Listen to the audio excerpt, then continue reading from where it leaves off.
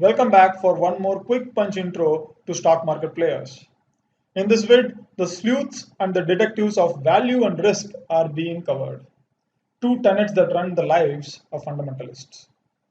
Where there is a return, there is always a risk. Compounding of returns leads to exponential gain in a long run and financial freedom. Risk is a commodity that fundamentalists are ready to stock to the brim. They are also the most informed traders in the market. Being informed by itself doesn't make profit. That is a risk the fundamentalists take. Compounding is the name of the other game. If you have attended any goal setting course that worth the salt, they would have persuaded you to set your goal for financial freedom. All the fundamentalists aim for the holy grail of financial freedom. Here is a brief of what financial freedom really means. If your monthly expense, including your emergency requirements, can be made out of the dividends or interests you receive from your investments, then you are financially free. You don't need to go for work anymore. In order to reach an investment that big is possible only through reinvesting your profits or returns back into the business or shares for more than 10 to 15 years. Why I say the investment has to be big? Because the nominal interest rate is 6 to 8%. Max, if the dividends are quite good, like for companies of Apple and Google, it can go up to 10% return for 6 months.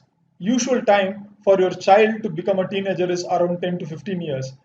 So in India, the baby booming Indians, all they did was to send the child to work after it reached 15 to 20 years of age and started living on that child's salary. This scenario is changing now for the current millennials. Fundamentalists are objective, rational, and buying cheap guys. Cheap is a relative word. Company like SpiceJet at 550 INR, as I am writing this, is 3 times cheaper than its original value. While Maruti at 5,900 INR is still 3 times cheap. You might be wondering, what decides the price and the worth of the company then? Wish many traders would ask these questions before they invest. Fundamentalists use the sales projection, competitive environment analysis, management capability, and finally, inflation of the economy to arrive at a free cash flow a company can achieve. This cash is the fuel for a company to grow and provide more returns.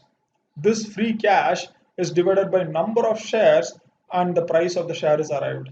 So many variables and all these can be observed through the organization's income, balance and cash flow statements. We can see here how they are connected on yearly basis. Art is reading the financial statements and then forecasting the future of that company. After that, if the price is cheaper when compared to the current market price, the fundamentalist will purchase a stock. Purchase it en masse, they do, and keep on purchasing as the price goes down. I'm repeating, they keep purchasing as they are making loss. This loss for them is just a paper loss. We will return to this point in the future video. Since fundamentalists are looking at long-term growth and confident about the economic and sales projections, they don't exit the market when the price falls. They further take more position in the stock. When the time moves forward and the forecast becomes reality, the sales increases and the wider market concludes the price is cheaper and starts buying. The demand increases since there are less sellers.